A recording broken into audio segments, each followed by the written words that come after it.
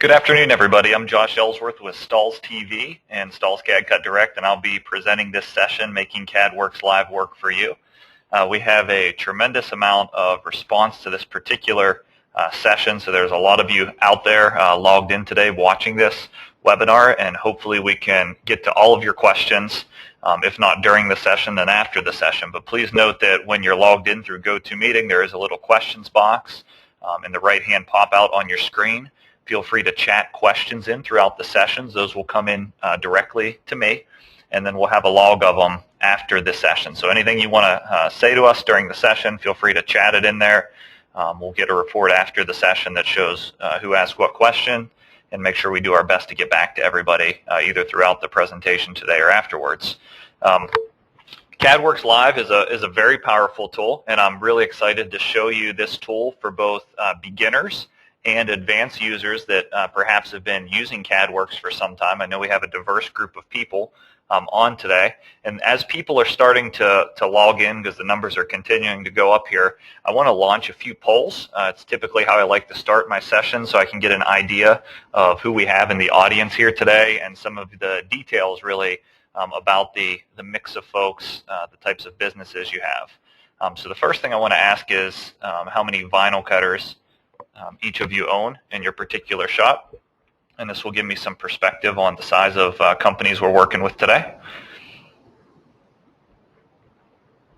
So if you've never participated in a GoToWebinar session, you just click the box. This particular poll will allow you to answer one thing. We give everybody about 20 or 30 seconds to answer, and then I'll close it out and share the results. All right, looks like 85% of the audience has voted. So I'll close that and share the results, and it looks like somewhere around 91% of our audience owns either one or two vinyl cutters, so thank you for sharing that. And then this should be, I believe, pretty parallel to that, is how many employees work at your business. I'm curious if we're speaking to small one or two employee operations versus larger size businesses.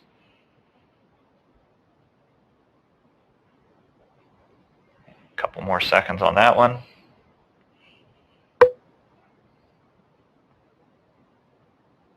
All right, we'll close that out.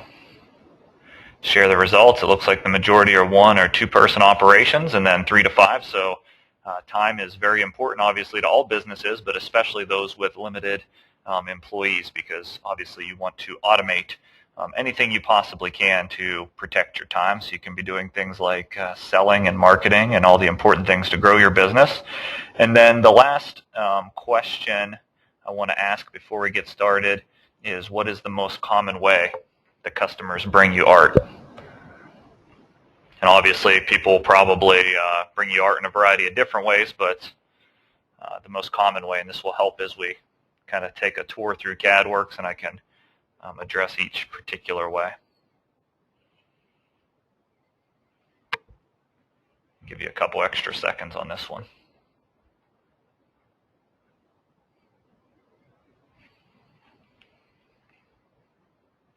And if you don't understand the explanation there, I'll explain the difference between a raster and a vector file as we get into the session, so no worries there. All right, close that. Looks like everybody that's going to vote voted. And it's like an overwhelming majority start with a raster image. So we'll definitely cover how CadWorx will help there. Okay, so once again, we had a bunch of new folks join us. I'm Josh Ellsworth with Stahls CAD Cut Direct. I'm the general manager of the heat transfer film manufacturing division of Stahls.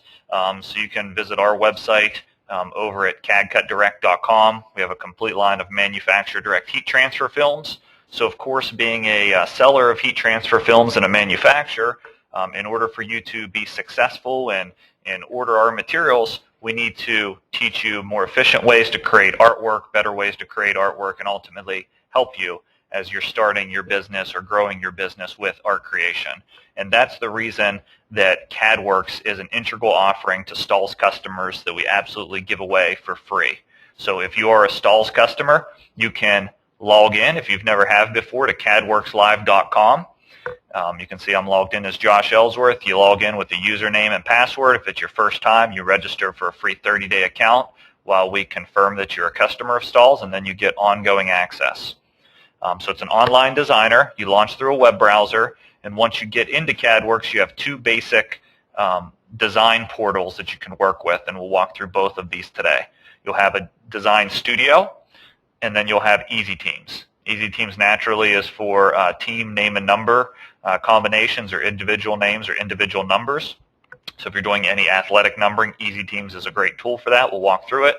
And Design Studio is where we'll spend a lot of our time, and that's where we kind of start with a blank canvas or a template and design from scratch. CadWorks is a vector art creation tool. All vinyl cutters require vector art and able to cut, and CadWorks will help you create clean vector art very quickly. So the first thing, and I'll be jumping around in between PowerPoint and the actual CadWorks designer today, but the first thing and the most important thing you need to understand about CadWorks and its Design Studio is some of the templating functions that are in there and the power of templates within CadWorks.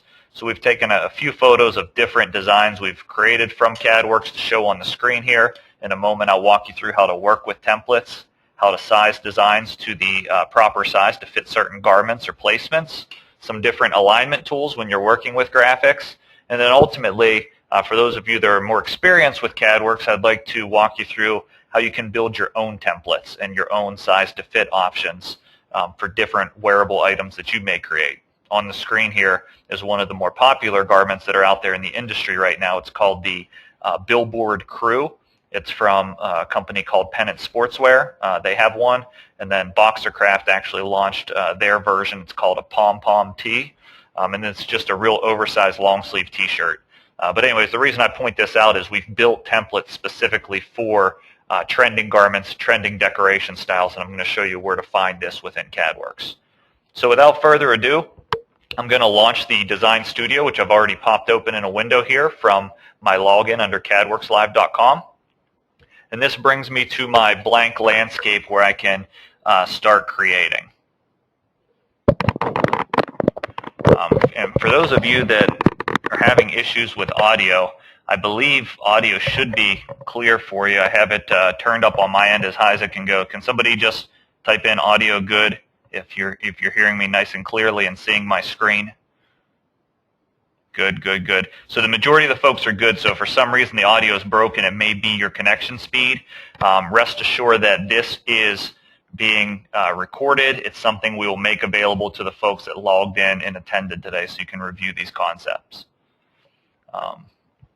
And if for some reason you can't see what's on the screen and you're having issues, there's no reason to suffer through it. If there's an issue, we will publish it in a private link to you, because there's a few of you that aren't seeing the screen, but it's probably something with your computer or connection.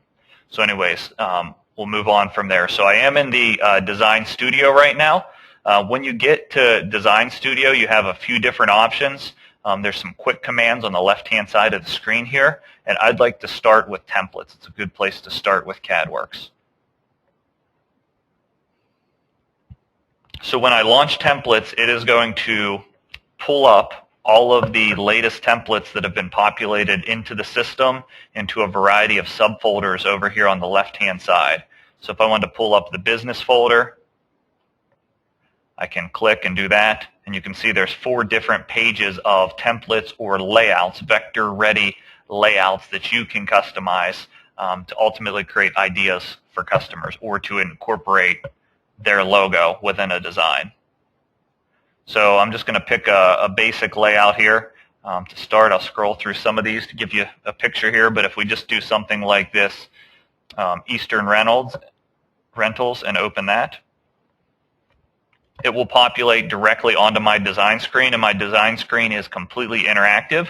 So once you find a template you like, you can start to move things around or size things. You can select things, you can rotate things. Whatever you want to do within the designer. You can size individual components, delete them, swap them out. It's all possible.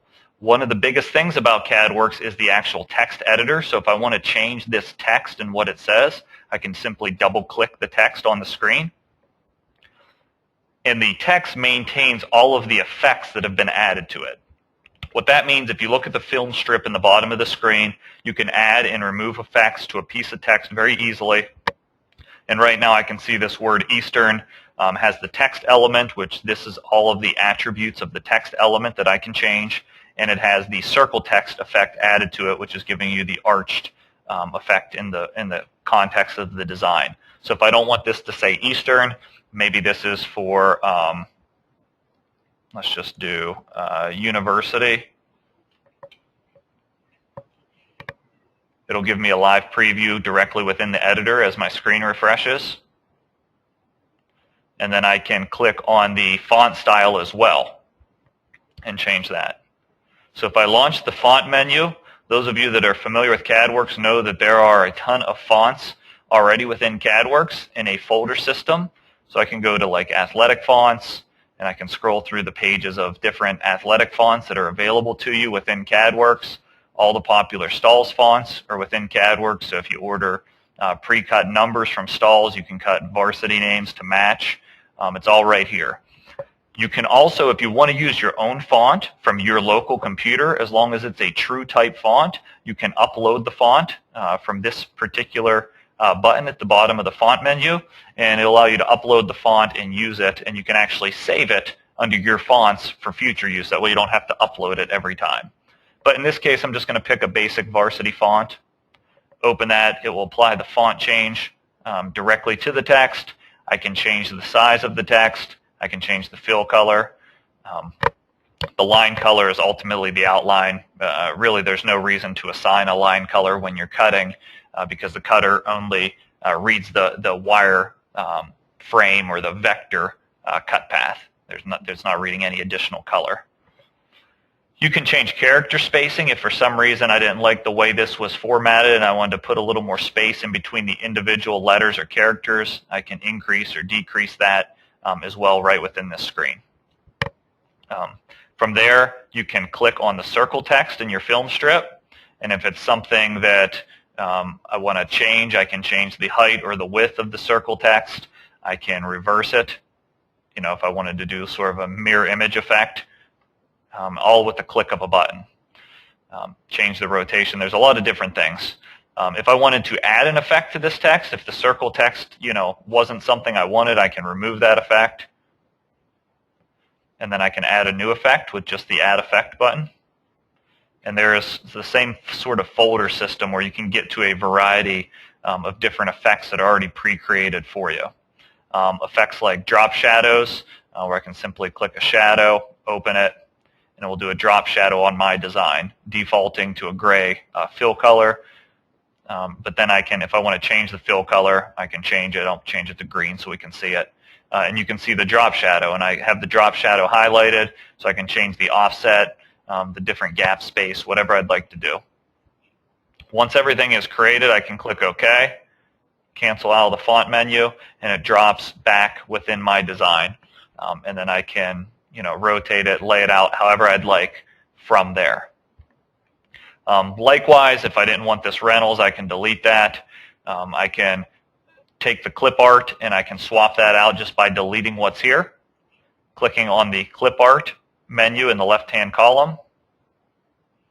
And there's a variety of folders of clip art that I can select from.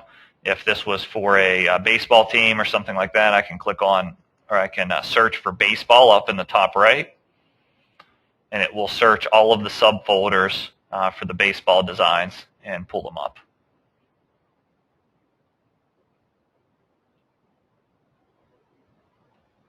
Okay. And then you can scroll through the variety of pages of baseball designs. And for those of you that are CadWorks users, you're probably familiar with a lot of this, and trust me, we're going to get into some features you're not familiar with here momentarily.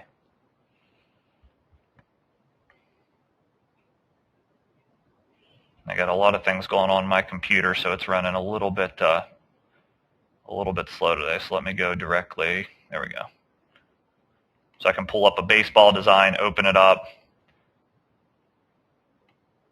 size it from there. You can, of course, drag the size. One of the questions I always get when we're designing something is how can you tell what size something is. Basically anything you have selected, it will read the dimensions, the width and the height up in the top of the CadWorks design screen. If for some reason I wanted to make this baseball a specific height, like a 6-inch wide baseball, I can type in 6 inches. And as long as I have the auto proportion aspect locked, it will size the height proportionally. If you unlock that for whatever reason, it will size the width and the height independently of each other, and it won't size it proportionally. Much like if you grab the handle from the left or right size, you can kind of warp the design and make it unproportional versus grabbing from the corner handle and sizing it proportionally. Okay. So this is just one, really quick example. If I wanted to do a color change on the baseball to make this a 2-color design, I can flip open a color palette in the right-hand side of my screen. The Stahls digital color palette is the one I tend to use a lot because it has a lot of different color previews in it. I'll select the same green color I have on the back of the design. And now it's something that I'm ultimately ready to send over to my vinyl cutter. Just to give you some perspective of what the cutter sees, there is a wireframe mode down in the bottom right. For those of you that design in CorelDRAW, you can go to the View Wireframe. Same concept here. If I click on Wireframe, you can see all of the cut lines that the cutter actually reads when it goes to complete the cut. And that's going to be important when we get into functions like welding here momentarily. Okay, so I have this university baseball design.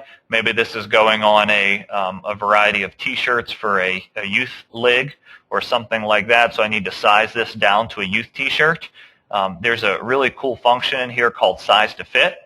So you can click on Size to Fit on the left-hand side of your screen.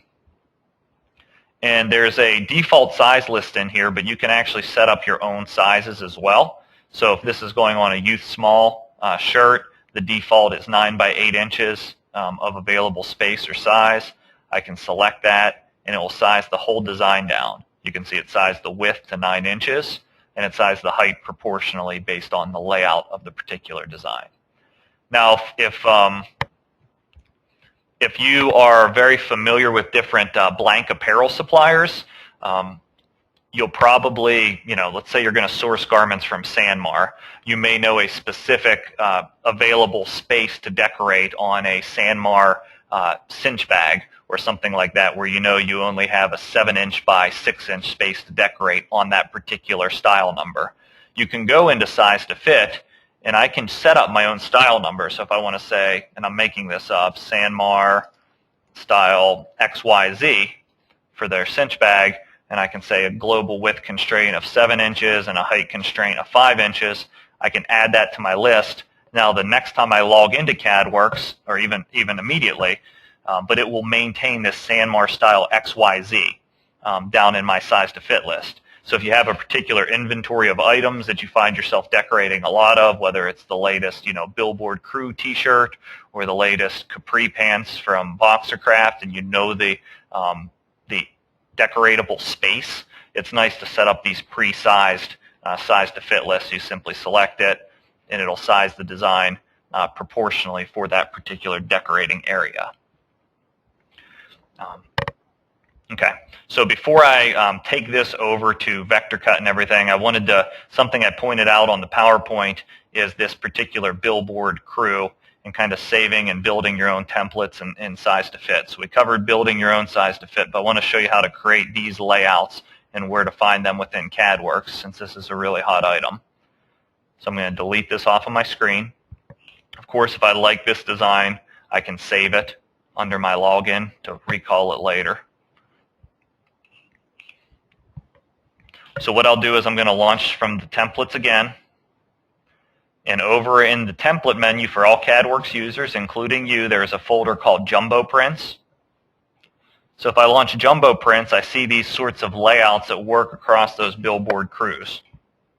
So just to show you a 2-color concept along with the weld tool, I'm going to pull up this standard style number 1 here. You can see when I select that by dragging a box around it, it's already set up 30 inches wide by 9 inches high. This is a particular layout that we've saved within here for all CadWorks users. If I want to change class of 2015, just to review the functions, this could be for Uniontown High School. Maybe it's for the band. So I'll do Uniontown. I'll save the time on a font change for this one. But I'll change the text underneath it, and this could be for the marching band. Click OK. Now, when you buy those billboard crews, there's different decoratable space on the back of them. So I go to size to fit, and we've already set up the sizes for you. So there's a standard jumbo print, which fits the 2XLs down to medium shirts, and then there's the small jumbo print, which fits the small and extra small. So if I want to size this for the small size, I select it. It'll size it proportionally down, and then I'm pretty much ready to go. I want to show you now, if we go back into the wireframe mode, this is just a quick lesson on welding.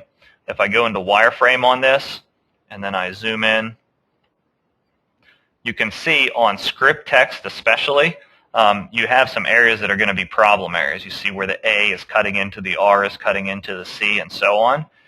We left the design like this because if you want to change the text, you have to have it still reading as a font to be able to click it and change it. But once you get it to say exactly what you want it to say, that's where you need to weld these pieces together. So it has a nice clean cut. Otherwise, your customer is going to see this choppy text and design when it's applied over to the shirt.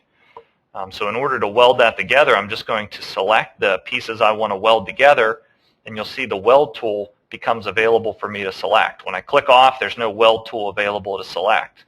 But when I select a weldable item, I can click weld and watch what happens to these lines when I click it.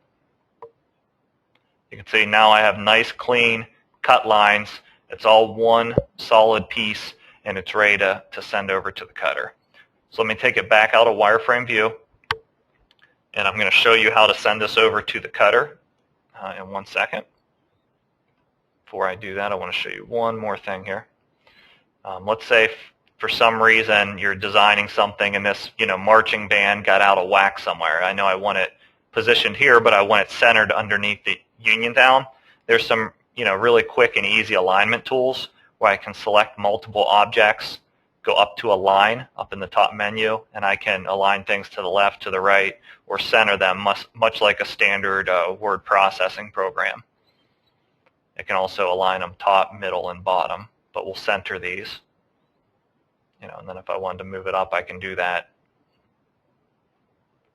Let me just make sure they're still centered. Okay, so that's a quick lesson on how just to align and center something. I'm going to glance over at the questions. They are really rolling in at a rapid rate here, so I want to glance here before I go too much farther. All right.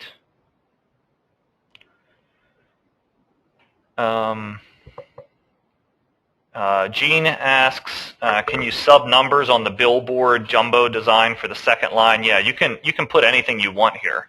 I mean, you can put you can delete this and add numbers. You can add clip art. Whatever you want to do, you can swap in and out of these designs. To find the video for later review, we're going to email it to you. So as long as you signed up with your email, you'll get a copy of it. So don't worry about that. Okay.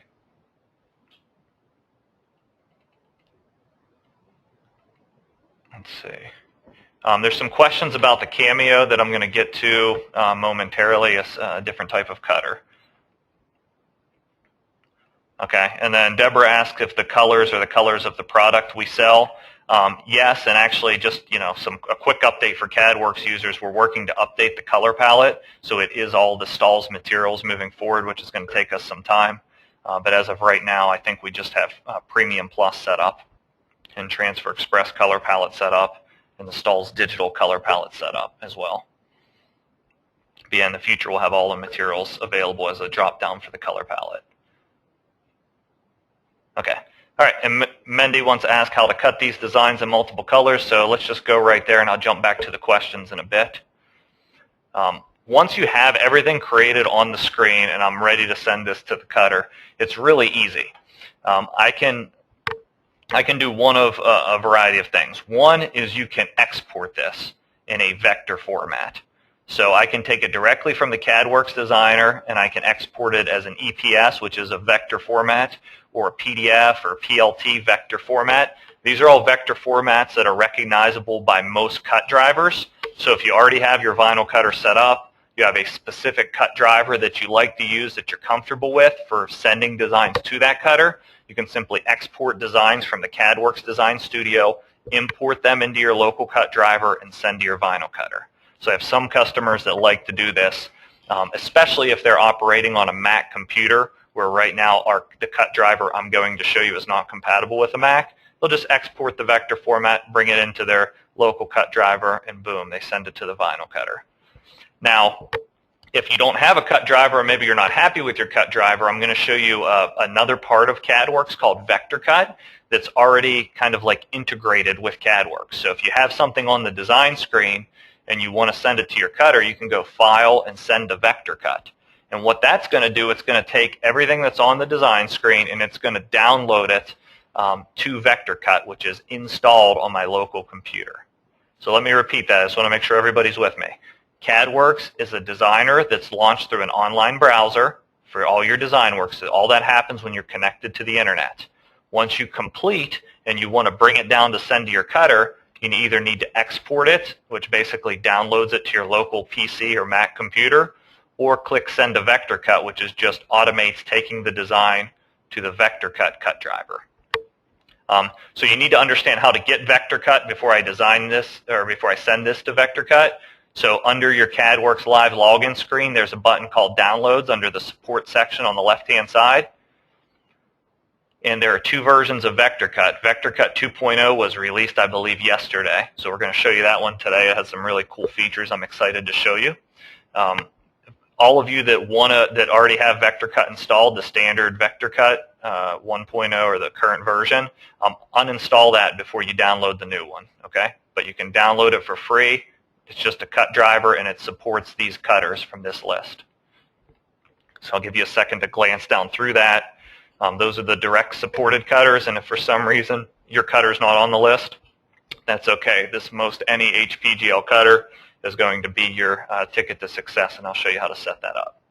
All right, so download it. That goes on your local device that you want to send to the cutter from, and then you're going to go File, Send to Vector Cut. I'm going to click OK, and Google Chrome, which is the browser I'm using, it downloads to the bottom toolbar. I'll click on it, and then it'll open it up into Vector Cut. Okay, so now I am operating on Vector Cut on the local PC, and let me show you how this works. This is the new Vector Cut version 2.0. It's actually on 2.1, and here's some of the functionality. Number one, the first thing you want to do is set up your material size. So the material size is over here on the right-hand side. So let's just say I wanted to cut this particular design out of glitter material.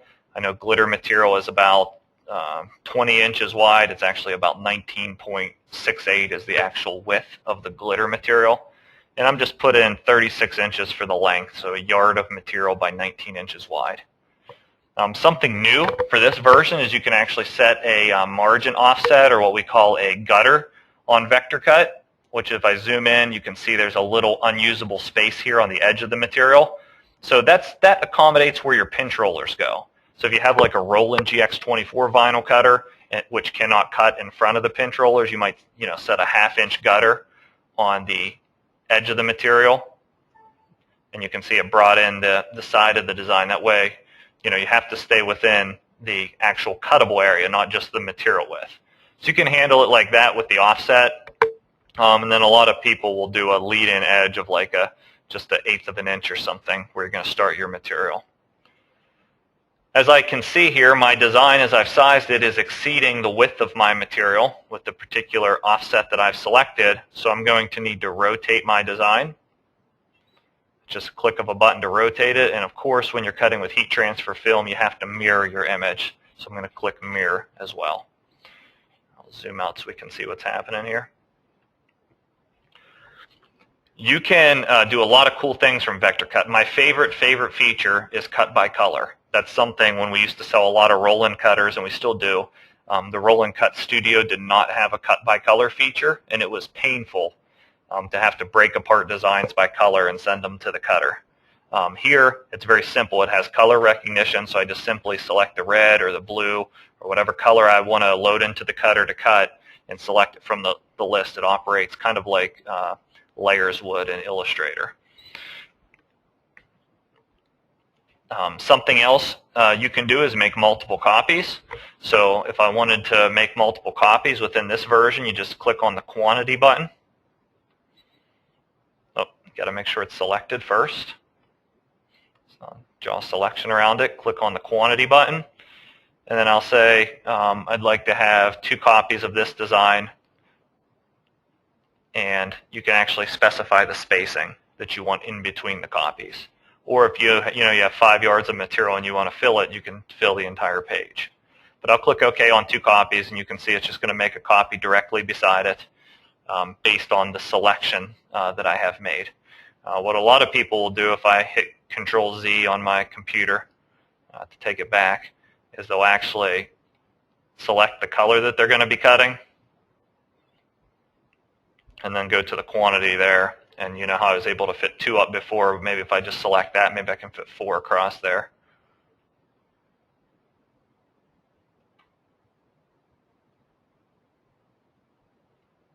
Let me try that again.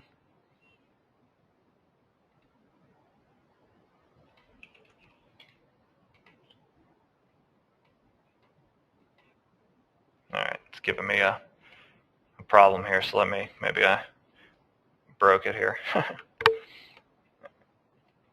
Make my selection, hit the quantity, and then I'll just stick with the 2 for now. And this version just launched, so any little things like that come up, CadWorx is really quick to fix. So I'll just report that back to them, and I guarantee it'll be fixed, within a couple hours. So make your copy, select the color that you want to cut. Obviously, if you load this blue material into the cutter, you'll want to kind of nest these a little tighter together so you're not wasting all the material in between them. So you can make the copies and kind of gang and nest things that way. You can also do something really cool in this particular version is you can show the toolpath. So if I click on Show the Toolpath down here in the bottom right, it will show me the way the cutter is actually going to work. So it's going to start on the green dot. If I zoom in here for you, you can see that's the starting point. And based on the way this design is laid out, it's going to cut the letters in this succession, then it's going to come back and cut the letters in this succession. So that's something new for 2.0. It kind of optimizes the cut path. So it's going letter to letter in a sequential order and not jumping back and forth a whole lot. Likewise, it'll show you the cut path on this particular design. So you just got to be careful as you're nesting stuff up and rotating it. The last thing you want to do is make a bunch of copies and drag it too far away and have the cutter traveling back and forth too much. It'll save you time if it optimizes the cut path. But at the end of the day, once you create all the designs that you'd like within your layout, you can simply click on the cutter of your choice and send it over. So if you wanted to output to the GraphTech cutter, you can pick the GraphTech. You go to the Properties menu, and you just make sure the GraphTech is selected from your printer port. Meaning if you plugged in the GraphTech with the USB, select it from the printer port, you have to still install the GraphTech driver as well, and it works in conjunction with the GraphTech driver to send over to your cutter. But after you create everything, you click Send to Cutter, and it's going to cut your design. And you'll notice that the orientation of the particular material changes based on your actual cutter selection. So you want to make sure you set it up with your cutter before you start spacing and lining things up, which I'm sure the most of you will do that. Okay, I'm going to jump back to the PowerPoint for a quick second and go to the next thing, which is envelopes and text effects. And while you're looking at this design, I'm going to look at the questions. Yeah, Lorraine, we're going to show you how to take a JPEG and turn it into a vector format here shortly with CadWorx. And then the auto weed feature was got a bunch of questions about that. So don't mistake the auto weed feature that it automatically weeds your material. That's just not possible. All the auto weed is simply a weed border, which is this box around the design here. So if I check off auto weed, it'll get rid of the box. It's a weed border. It's a place to start the weeding when you're cutting your design.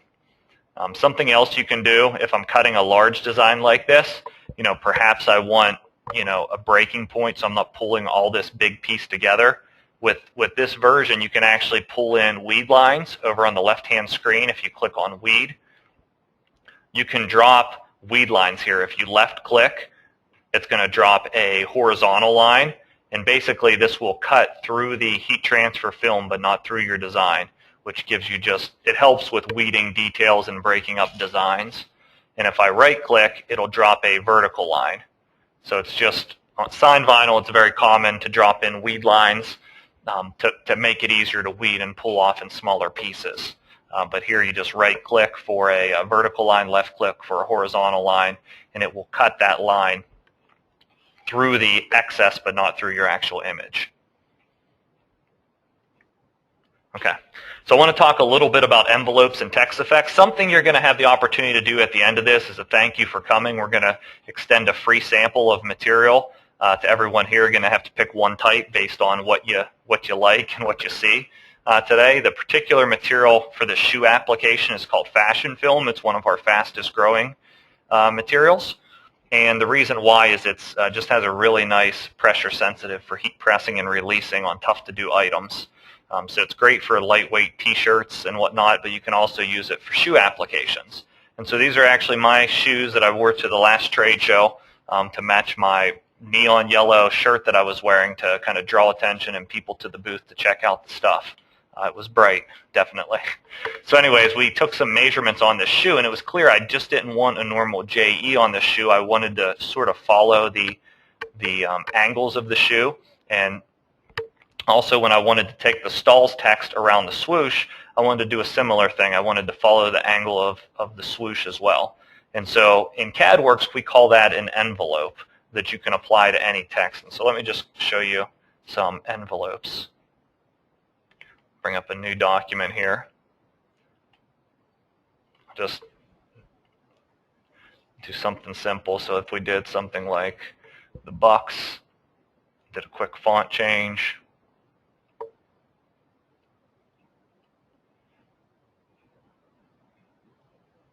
Once you have your text up, you can click Add an Effect, and there's a whole folder of envelopes.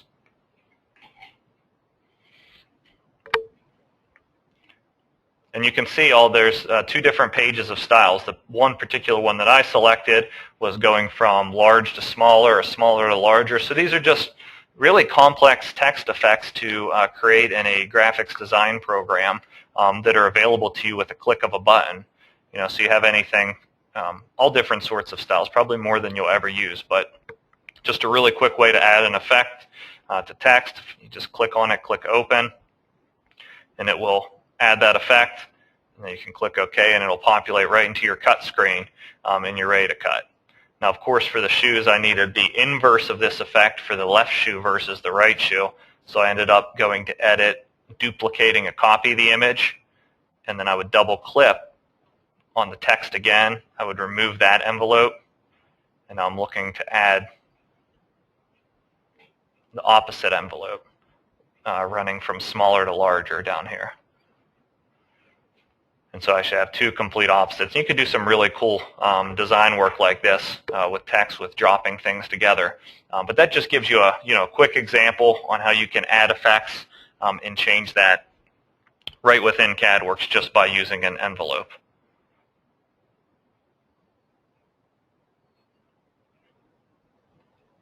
For the next design, I want to show you how to create just quick on the contour and how to do multicolor graphics. So the design image on the right was the inspiration. On school shopping for my daughter. She's in second day of kindergarten today.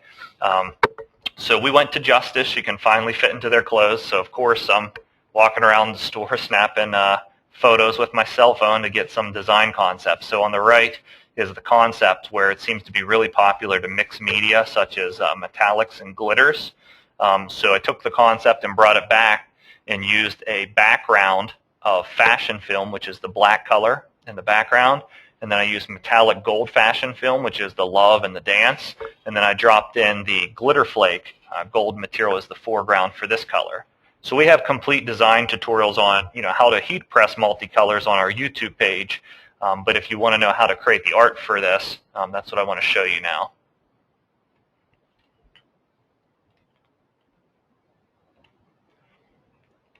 So I'll open that.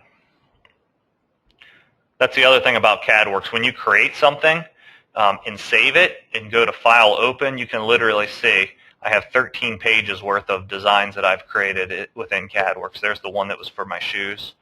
And the particular one that I'm looking for now is this Love KDS Dance. I'll open that up and we'll recreate it beside it.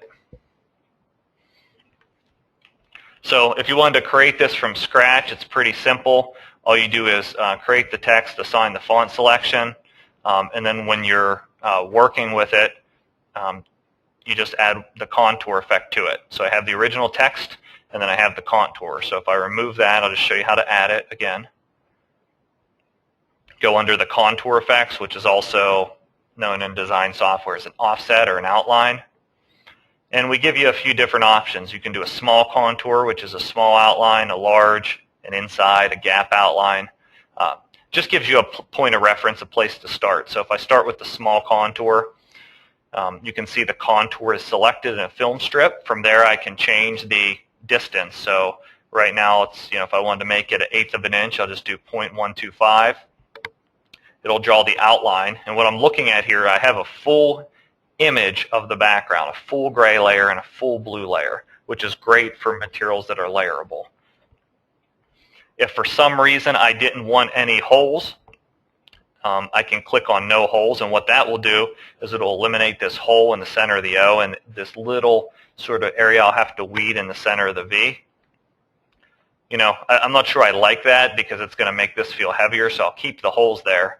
But I'll show you how to delete this little area that seems unnecessary to cut and weed in the center of the V. So you apply your contour effect, click OK. That's what's been done for all of this parts of the design. And then if I want to separate these, I want to show you the difference here. If I break this apart, I can break it apart in 3 ways. And the reason it's important to break it apart is because I want to delete the center of this V. If I move this around, it's moving all as one image. If I want to get to that little piece to delete it, I'm going to have to go up to select it, go up to shaping, and I can first break it apart by colors, which is pretty self-explanatory. That breaks apart the blue and the gray. If I were to break it apart by regions, it'll break apart all the individual text elements of the design. If I break it apart by curves, it will go all the way down to breaking apart the center of the O from the outside of the O. So we'll start with break apart by colors just because I don't want to break the blue down that far. Drag that out of my way, and I'll select my gray, and now I'm going to break this as far as I can, which is down to the curves. That'll allow me to grab that little piece, delete it out, and then I can kind of group this back together again. And assign my color back to it. And now I have my background design fully independent from my foreground. Now when you go to drag it, if you have this issue coming up where it's not going to look visually appealing, you just need to go to Align and bring whatever you have selected back to the front of the design. Now of course we learned earlier that we can align this and center it up just by clicking center this way and aligning it to the middle that way, to make sure it's in perfect proportion if I'm going to preview this to a customer.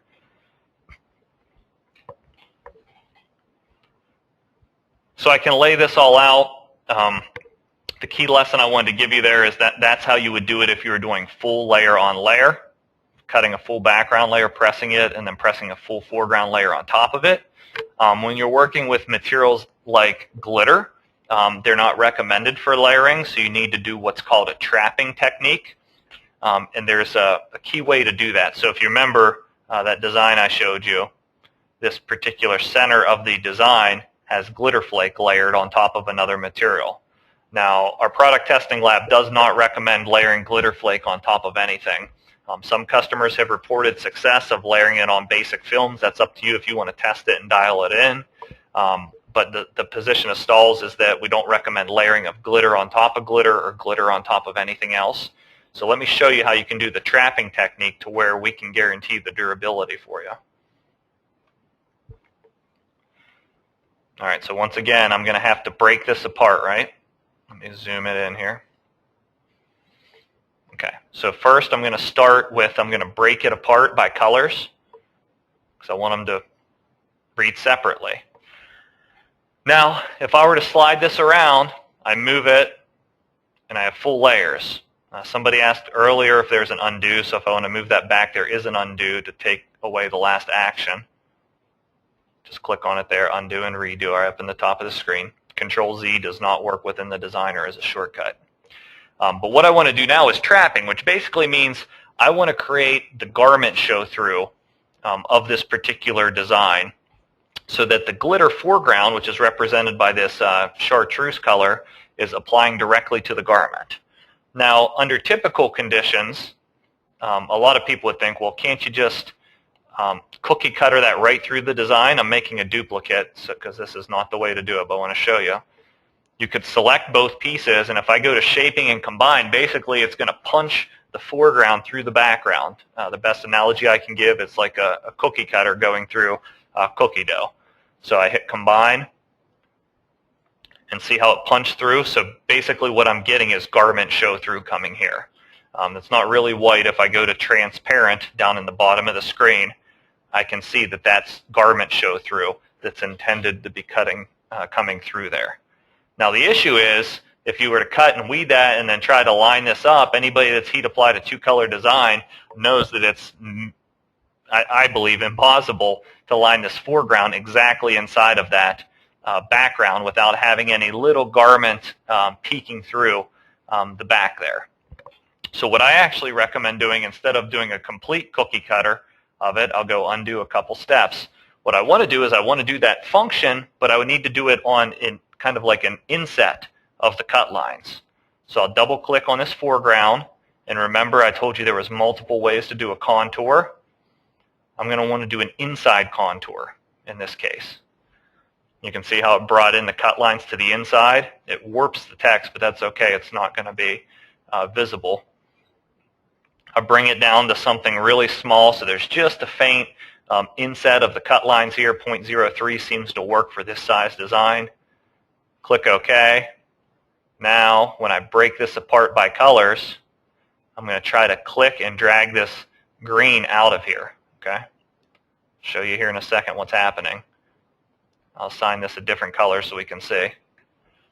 So you can see, now what I want to do is I want to take that inside set of cut lines, and now I want to punch it through to create my trap. So I'll go up to shaping, click on combine, which is the way to punch it through. Condense just group things. Combine actually combines them into one set of cut lines. So I punched it through. Looks almost the same, but the big difference here, if I bring this design to the foreground, I'll show you. Now it has a little bit of leeway when you're trying to line it up in the heat press process. I'll go to the wireframe view. You see how there's two sets of cut lines here for lining it up. There's just about an 1/8 or 1/16 of an inch little inset that's going to give me that latitude if I don't eye things up completely perfect in the alignment stage. And yes, it has been wash tested. We guarantee it for durability when you do the trapping technique, because the glitter, in this case, within this design that we're looking at, is completed with the trapping technique, and it's applying primarily to the garment and not on top of the heat transfer film. Okay, so hopefully that makes sense. I'm going to glance over at the questions.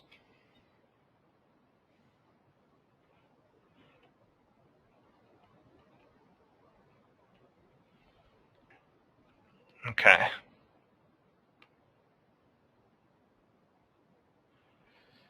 In this particular case, you would actually heat press the fashion film background first, and then the glitter would go on top.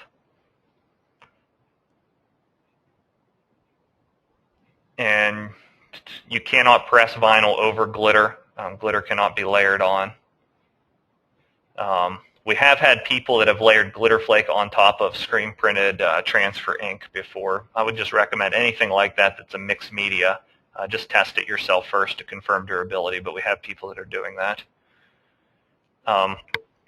And as far as getting a design proof of the final creations, I'm going to show you how to do that momentarily.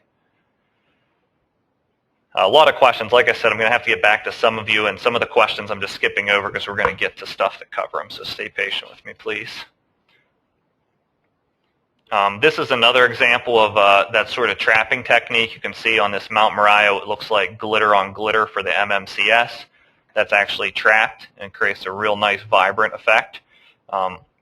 Likewise, this sort of layout or design shows another option, which if you're not a big fan of lining stuff up and trying to get it there perfect, you can do what's called a garment gap or a gap outline contour.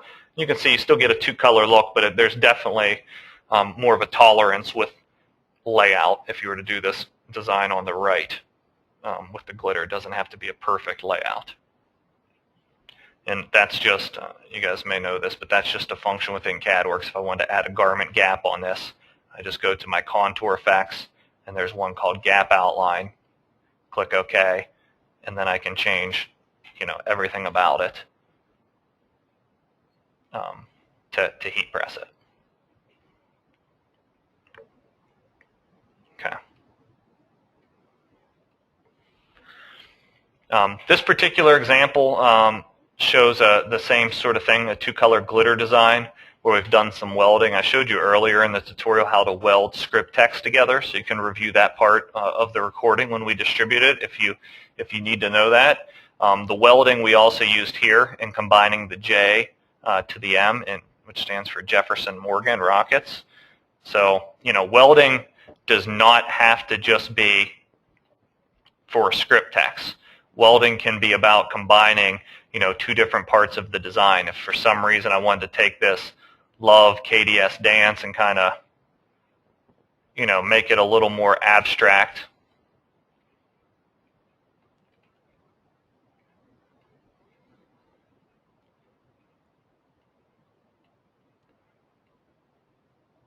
Sorry, I'm just trying to move some things around here so I can show you something. If I wanted to make it a little more abstract in the layout, I can actually, take different designs, and even though in the wireframe view the cut lines are cutting through one another here, you can weld these sorts of things together. So I can combine this, hold the control button to select multiples together, and weld those pieces together. That way, when I go to the wireframe view now, it's one continuous cut line up here, and designs aren't cutting through one another when it comes to cutting and laying it out at the end. Okay. Here's another example of garment gaps. So I want to show you this functionality. Here's some just inspiration as far as design works. All of these are heat pressed to fan jerseys from Teamwork Athletic, but there's a variety of fan jerseys out there from different companies. And this is a really cool function where you take a big design, whether it's a particular letter or a piece of clip art, and you kind of punch out a name through the background design. So let me walk you through how to create something like that. Bring up a fresh screen here. Go off of the transparent design and go to a color. You can also change the background color of the design area. If for some reason you like to work on a black design area versus white or whatever color, you can do that just by clicking on color down here and picking whatever you want to design on. I typically like to design on white. It's easiest to see for me. Okay, so let's start with, let's do something like a heart. So what I did is I clicked on the clip art menu on the left-hand side, and I'm looking for a heart that I want to work with. Open it up. And let's just say we want to put the word love through this heart.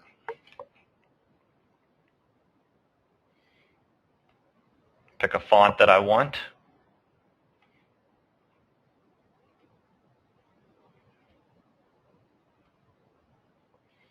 Okay, and then usually when I want to do this sort of functionality, I like to create that same contour, that same outline that I'm going to use to punch through the heart. So I'm going to add an effect. Just add a contour. Very small one to the outside will work fine for this, depending on how easy or hard you want the registration to be or how much garment you want showing through is how much of an outline you put. So I'll go with 0.05 for an outline. Then you can size this and kind of get the exact layout that you want running through here. Let's make it a red heart. So if I wanted to do this design, now I'll break it apart by colors. You can see we're doing a lot of the same functions that we've already learned. Now I would be able to do that, do some functionality to try to punch this design through the back of the heart. Now we can do the combine command, but that will involve some breaking apart and more cleaning up. So I usually, on something like this, you never want to change the size of the design after you've already created the copy, but there's a front minus back and a back minus front command, which is another way to accomplish the same thing. And I always get these mixed up, so I usually do trial and error here. I believe it's back minus front. Yep. What it did is it, took the back of the background image, which was the heart, and took away all the parts that were overlapping from the front design. And really, I was just using this outline to create that sort of effect. I'm going to delete the background color. And now when I go to heat press this, you can see you have a nice little bit of garment show through, especially if I'm going to do this out of 2 colors of glitter flake. It makes it really easy to complete this and create a 2-color application and really give you full color bling, which is one of the most popular trending things happening right now. And I'm getting some questions coming in on, can you show that again? So hopefully most of you are keeping up. I'm sorry if I'm going a little too fast. But just know this will be recorded. You will receive a copy, so you can review these concepts over and over for the next few days until you have it down.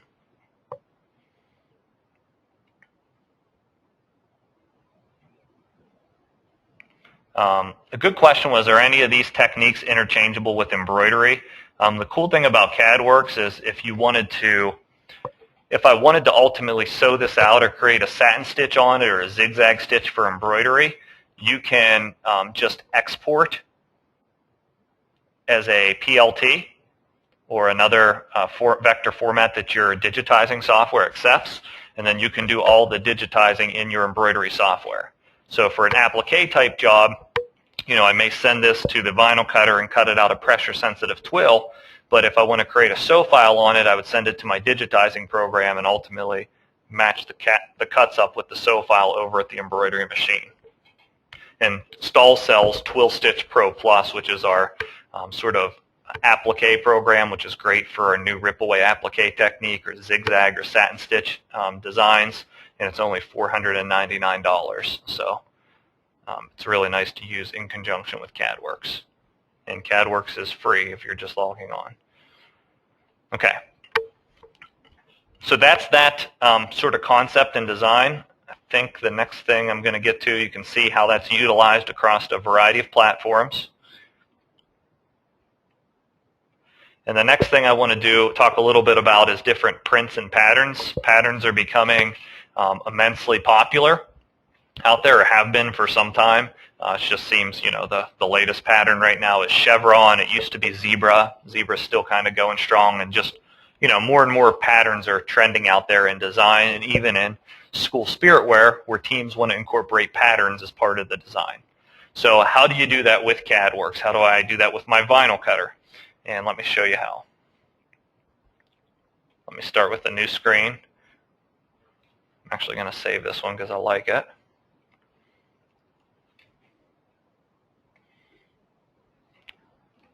Okay, so I just saved that to my login, so next time I try to log in, I can open that design.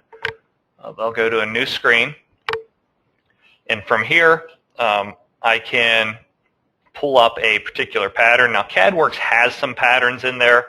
Under clip art, I can search for, I know there's a nice zebra pattern in CadWorx already that's already vectorized. If I just search for zebra, I get a nice color block sort of pattern that I can open. Now, if for some reason the pattern's not within CadWorx and not vector art, and I want to bring in a pattern from somewhere else, yes, you can import any vector art file over into CadWorx and it'll still be vector art. But maybe it's you want a chevron pattern or something that you can find off of the internet, or you take a picture of a particular fabric that you like the pattern on and want to make it vector. Well, the really cool thing about CadWorx is it can vectorize images. So I'll go through a complete tutorial on how to vectorize images here in a moment that will also talk about how to vectorize patterns from the internet. But for now, I'm going to use this zebra pattern for the first lesson. So if I wanted to take this zebra pattern and just drop it into the letter Z or something like that,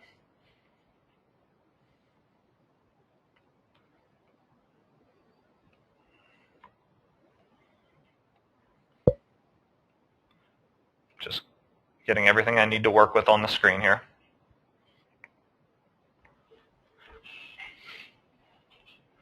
Now, patterns tend to show up better when they're used in two-color applications. So if you look here, you'll notice that almost every pattern we created has some sort of outline around the edge of it to make the pattern look better or stand out more. So this is no difference. I'll most closely mimic the T design that's been done over here with the tiger pattern. So anyways, the reason I said that is because I want to create an outline around this Z that can be my sort of border after I drop this zebra pattern inside of the Z. So I'm just going to add that same contour effect that I love to use that's very helpful. Just a small contour. Just a basic outline around the Z. I'm going to break it apart by colors. And we'll just save this for later. Save that background for later. Now what I want to do is I want to drop the zebra pattern completely on top of my Z.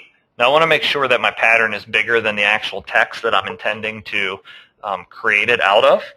So in some cases you may have to find a new pattern and trace it, or create multiple copies of the zebra pattern and butt them up together. So just what I mean here, if I was spelling out a whole word that I wanted this pattern to go into, I wouldn't want to just size the pattern too large. What I'd want to do is find a tighter pattern or make duplicate copies here where I can actually mirror the design and they kind of fit up perfectly together.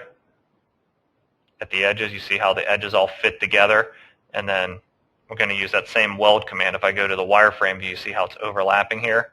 Select both of those two pieces, weld them together. Now I have a nice seamless pattern that I could drop into maybe like a longer piece of text or two letters. So that's just a quick thing to do. But if I select both my letter that I want to drop the pattern into and my pattern, I'm going to use the same sort of back minus front or front minus back command. And I did it the wrong way, so I just undo it. I accidentally selected the wrong one. It was back minus front in this case based on the order I had everything in. Now when I drag my zebra pattern away, you can see it punched it through. And now when I go to cut this, let me delete my pattern to show you what I mean here. I send this over to vector cut.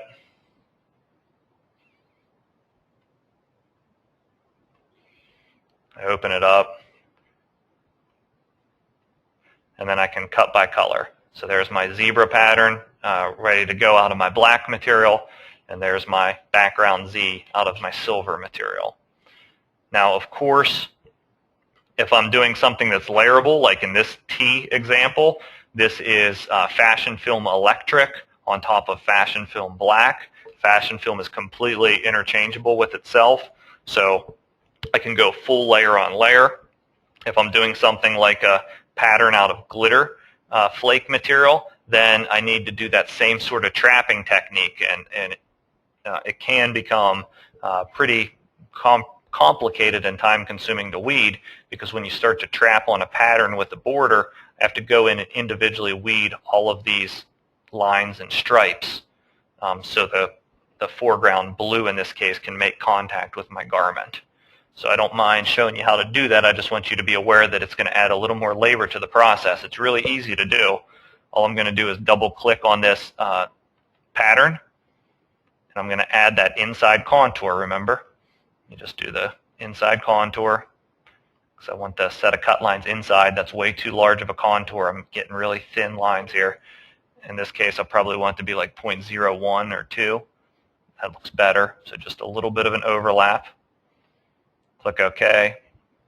Now when I break this apart by the colors, I'm going to take that inside contour, which is the gray color, change it so we can see it, drop this on top of the Z, my background, and now I'll use the combine because I want it to punch completely through that so I can get garment show through when I go to transparent. But once again, I have to take my weeder and weed out every single piece here. So you just have to be aware what you're getting yourself into. It's a beautiful look, though. If it's just for something like Greek lettering or something pretty simple, I think it can be a look that can make you stand out from competition that other people aren't doing or don't know how to execute. Take a quick look at the questions here. We're about at halftime, halfway through. Martha asked if when you go to line up the second layer, how can you be sure it is exactly placed correctly? Basically, the backing on this material is clear, so it should be fairly easy to line up. If one part of the design's off, the other part, say the top left corner is off, the bottom right corner is going to be way off. So it's pretty easy to align, especially if you have a product where the liner is crystal clear and easy to see through. If it's a frosted liner, it's going to be a nightmare. So Fashion Film has a crystal clear liner, Glitter Flake is a crystal clear liner, Thermofilm is, just to name a few of our products, Fashion Film Electric is. So those are some options. Okay, and Jan, yeah, there's actually two cuts. There's one for the background and one for the zebra cuts. And then Stacy asked, obviously a lot of problems with two-color designs. So if you're doing like a longer name or something and having issues lining stuff up, it's probably because you're heating the background for way too long, or you have a material that doesn't allow you just to tack down the background. What happens is when you go to line something up and you press the background for too long, it can start to shrink under the heat. So with Fashion Film and Glitter Flake, we just recommend hit the background down, and for Thermofilm, hit the background down for 2 to 3 seconds, release the liner off, and then start lining up your foreground and hit that for the full setting. It'll take you a lot of time, or save you a lot of time as well. And the sound will be clear on the recording if you're having issues because of internet speed. Yeah, and these are two complete different layers with the trapping technique as we're showing it right now. Okay, let's keep rolling because we got some more exciting stuff to show you. Okay, so the import and vectorize. So for the 58% of you that said customers typically bring raster art to you, or you have to go and find art for them and make it vector, this particular section is going to be really interesting to you. So CadWorks has a free vectorizing tool. I don't know how many times I read on online forums and Facebook groups where people are constantly uploading logos and saying, can somebody please vectorize this for me?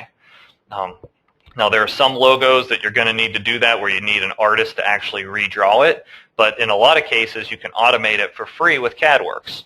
So these are 3 examples that I'm going to show you. The chevron pattern is just an image search on Google. I found a chevron pattern, saved it. The apple as well is just a piece of clip art that's a raster clip art that I found on Google. And then this particular image is just a photograph of an actual sign attached to a building that would be like a restaurant or a company's logo. So I'll show you all 3 of these examples in CadWorks and how to vectorize each. So I'm going to get a new screen open, go back to my white background. So the import and vectorize function is right under File. You just go to File, Import and Vectorize. From there, you'll be able to browse to your local computer and select a file to bring into CadWorks. Any of your recent selected files will be down, and there'll be various pages you can scroll through here. So you can see this was one of the designs I brought in, which was the chevron design. So I'm going to select that JPEG image. You can import JPEGs, bitmaps, PNG files, there's GIF files, there's a variety of formats. And it will walk you through. After you select your raster image, it's going to give you instructions step by step. Click on the background of your image. It's typically white. In this case, it is white. I'm going to click on the white part of the image, and then click on Next. Now I can pick up to 9 foreground colors. In this case, it's only navy. Now, if you get into a 9-color image, it's going to be, a little more time consuming and elaborate to vectorize it. So you want to try to get an image that's as least colors as possible. So in this case, I'll pick the blue or the navy. It's the only color I need to trace, and click on Next. And right now it's tracing it for me. Okay, this one happens to do a really good trace just off of the native image, the recommended result here. If for some reason it didn't have a good trace, you can adjust the region resolution to pick up finer detail on the trace, which I'll show you momentarily. And you can also increase fit to curve in order to smooth out corners. If for some reason there's too sharp of edges or too smooth of corners, you can change that, slide those back and forth, click Apply, and it will give you a new preview. But once you feel like you have a good trace, click OK. And they usually come in really large, so you'll have to size them down. Like this one came in 63 inches wide, so I'll size it down to something more manageable, like 10 inches. And now when I go to the wireframe view, you can see I have a vector chevron pattern. And you can imagine with the technique I just showed you with the zebra stripe, I can drop this chevron pattern, into any design. And just to give you some perspective of how I've used chevron patterns in the past, after vectorizing them, I'll just pull up a couple quick images. This particular design I set up for summer, where you can actually, I dropped it into the body of a butterfly clip art that's already within CadWorx and made a 2-color design. And, once you have it in here, you can break the chevron pattern apart and change the colors of the individual lines. And then I added a custom name drop on the bottom that you can customize. So it's just creating different templates and layouts for display in retail stores or sales calls or whatever you want to do. I'm going to show you another option here. Here's another example where I did like a chevron pocket for like a left chest design. And in this particular case, I'm weeding out each individual stripe to create show-through of the garment to make it a 2-color look while only using 1 color of material. And just to review something we talked about earlier, you'll notice that this particular text is not welded together yet, because that allows me the ability to come in and change it for every particular girl's name or whoever's ordering garments. And one more example of how I've used chevron in the past.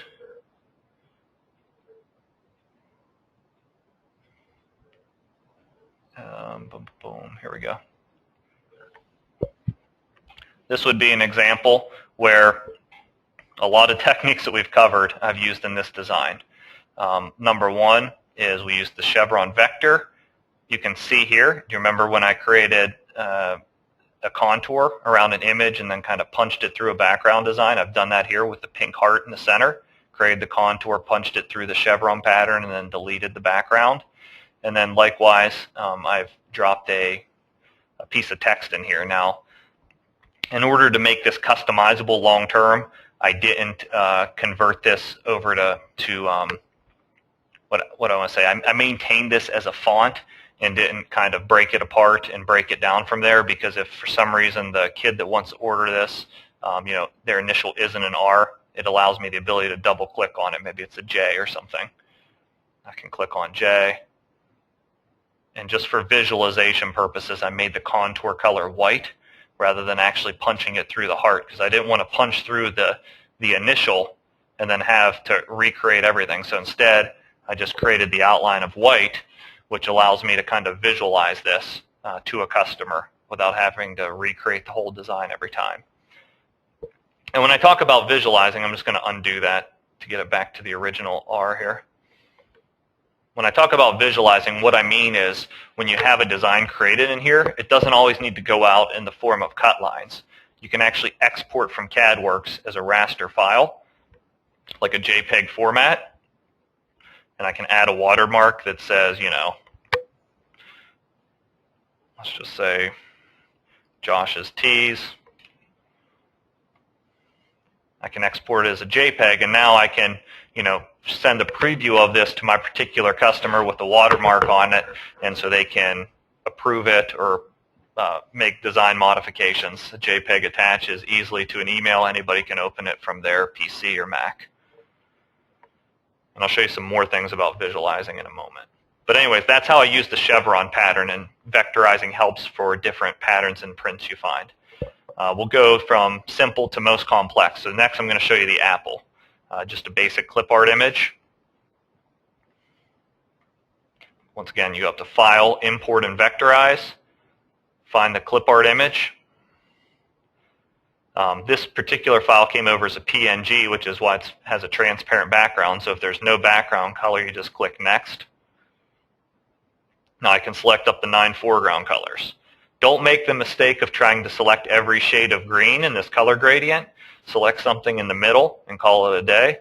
The same thing with the brown and the same thing with the yellow. You just need something in that sort of color family. You don't need every single shade. It'll just take more time to vectorize. Click on Next. It easily does it. Click OK.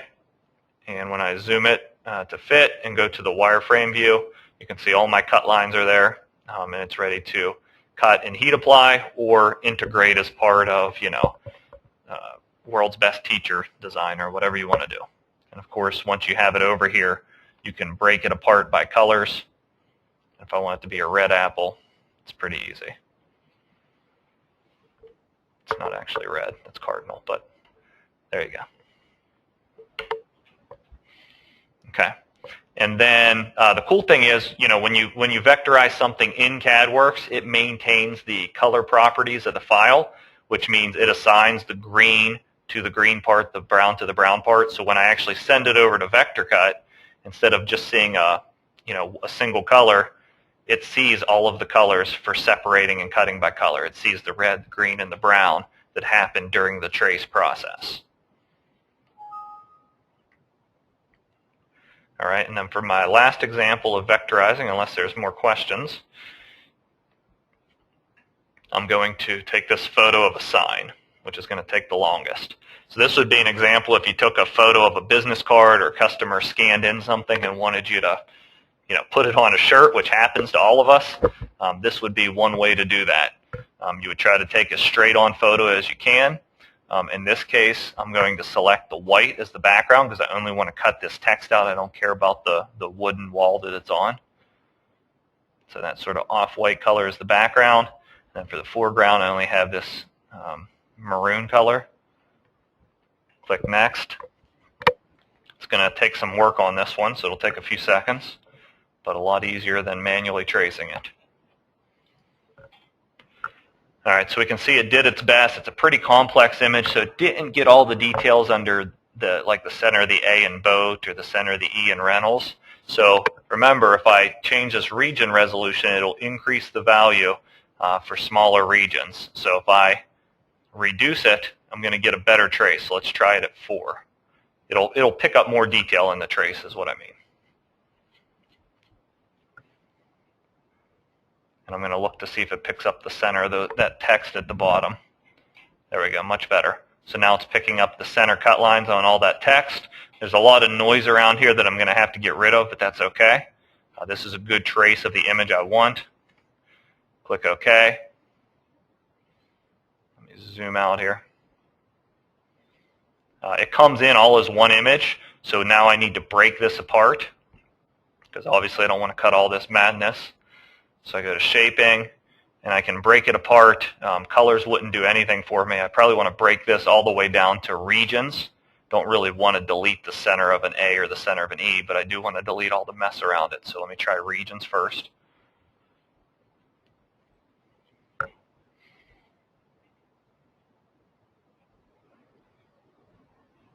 It'll take a second.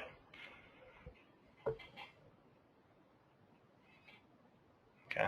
Now with it broken apart, I'm going to try to draw a box around the part I want and get it out of here.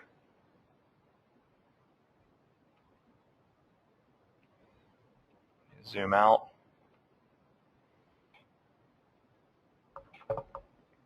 And then delete all the parts I don't want. Go to wireframe to make sure I caught everything. You can see there's a little extra over here I need to delete. Go back out of wireframe and have a design that's ready to cut. Now if I'm not happy with the way this, I think it's the font, but if for some reason I wasn't happy with the way the center of the A is located inside of there, I can break it I can move it individually to kind of tweak it a little bit just by using keyboard controls or just moving it. And obviously you want to zoom in to make these sort of fine adjustments. But pretty quick and easy. So when you think about, I always like to think of like how you sell this. When you think of you just bought your vinyl cutter, you're a 1 or 2 person shop or a small shop, or you have salespeople. When you think about you're out there searching the internet for companies in your target market, you know, if you sell to, let's just say, I don't know, bait and tackle shops. With the power of the internet, you should be able to find an image of the logo for bait and tackle shops in this region using Google Maps. And you can actually start to bring in JPEG logos of actual customers' logos from their website or from pictures of their shop or their signs if they're around town, and you take a picture and you can actually bring it into CadWorks, easily create a trace, and cut a sample design.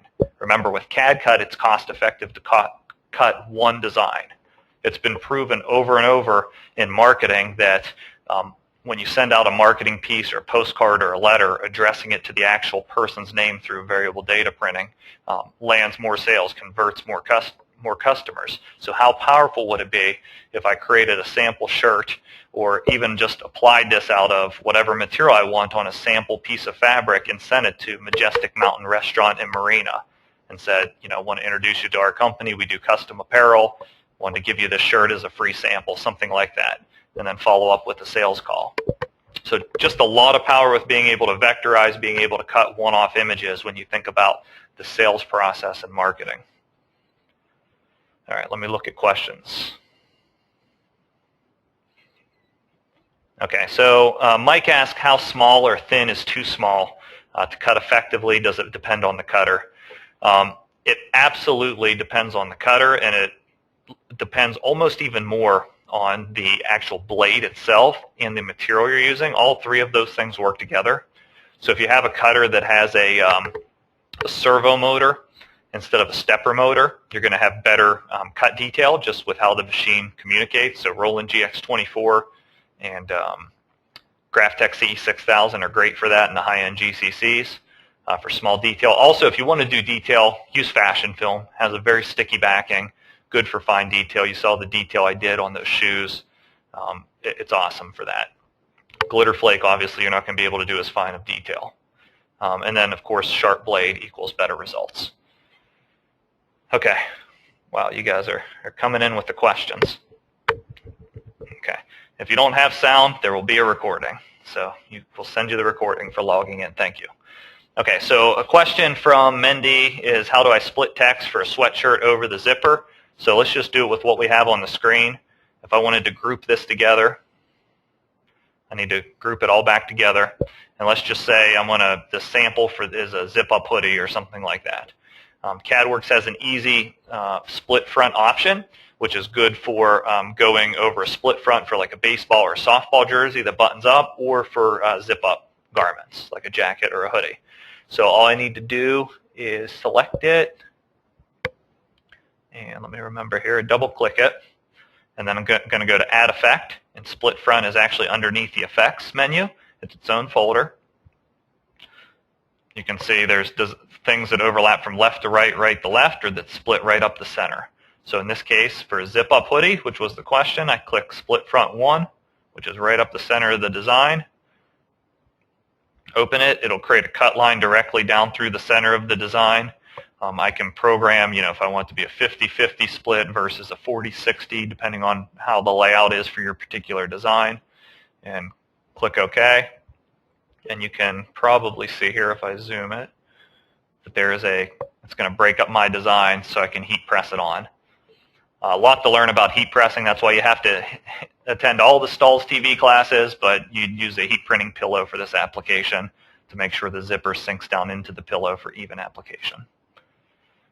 Likewise, if for some reason I didn't want to do that, if I wanted to do something on a baseball jersey, I would just pick the other split front command, whether it's male or female jersey, open it, and then you can program the overlap distance, which is the distance that the left part of the garment overlaps the right. There's usually a seam there you can measure and say, the overlap's 1/2 of an inch. And so you can see when I click OK on this, you see how the T is repeated. That's because when the garment or the player moves in the jersey, it creates the perfect overlap for application and for wearing. All right, I'm going to delete that. And starting to come down to crunch time here. I got about a 1/2 hour left, so I want to make sure this particular design that I created wraps up a lot of the features and functionality that we've talked about into one lesson, which is really good review. So in this particular lesson, I'll show you how to break apart this image and import and vectorize the black hawk head as well as the BP as part of the design, which could be the school's name. We'll also show you how to align and center things. And ultimately, we'll show you how to create a visual image of this design that's going to sell when you're showing it to a customer. So I'm going to try to start from scratch on this one. And it's just a review, so I'm going to move a little bit quicker than normal. I'm just going to type in my text and select whatever font I want. It's not going to match exactly, but I'll select the basic font.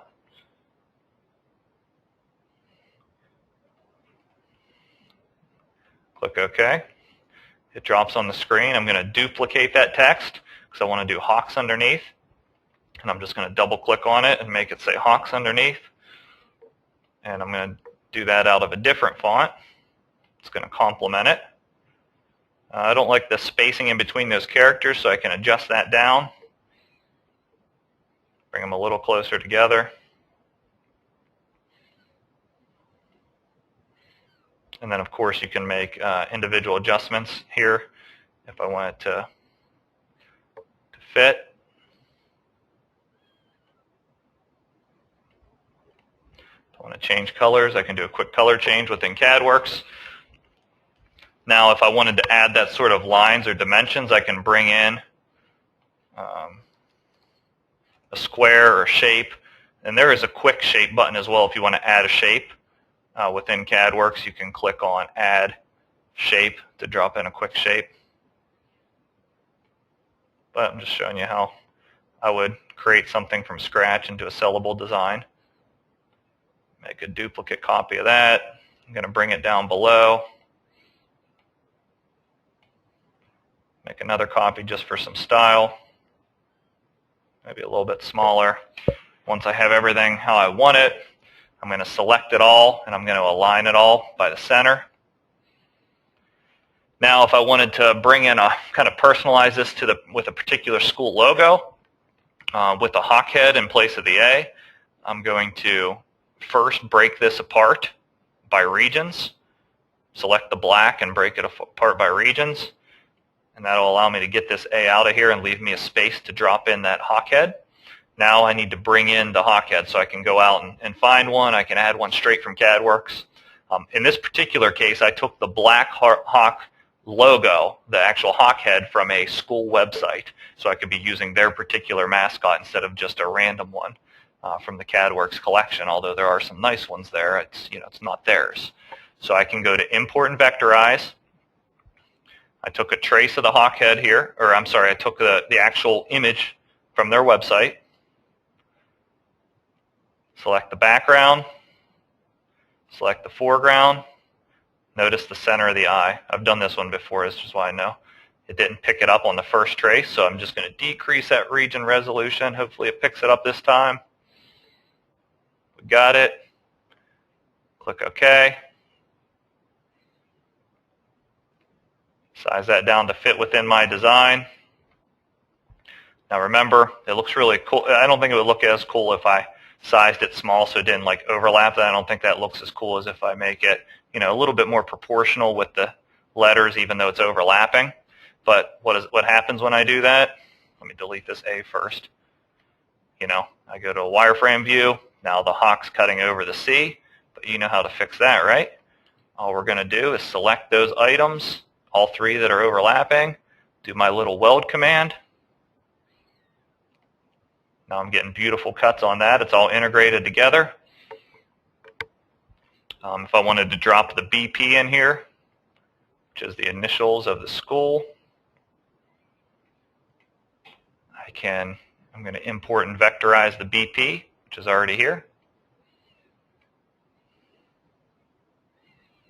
Same process. It's pretty quick once you learn it.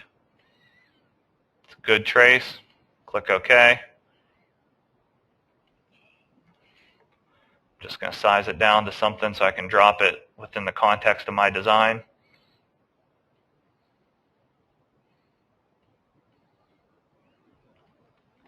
Can drop it there just as part of the design, and I'm ready to rock and roll.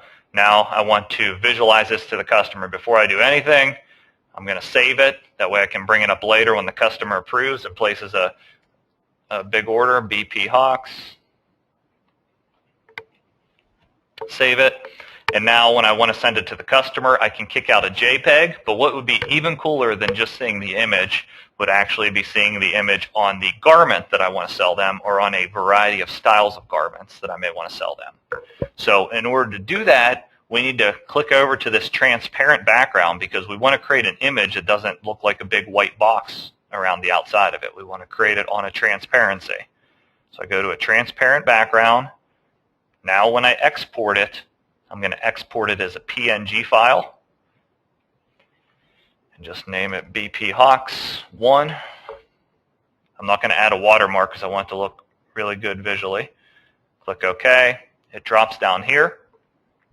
Now I can save that wherever I want to on my computer. I'll just drop it onto my desktop. Now when I go to my supplier's website, like a Sanmar, they allow me to actually upload the file and drop it onto the garment. So you can do that right on the supplier's website. If you're like me, I like to, you can create sales flyers and whatnot from those websites. But let's just say we're going to Sanmar, and we want to show this on one of their sport tech garments or whatever it might be.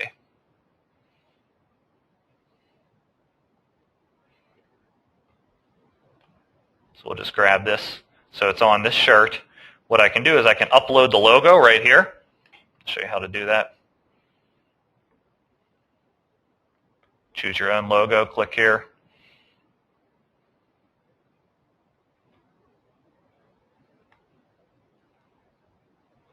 There's that image that I just dropped. Click on Upload.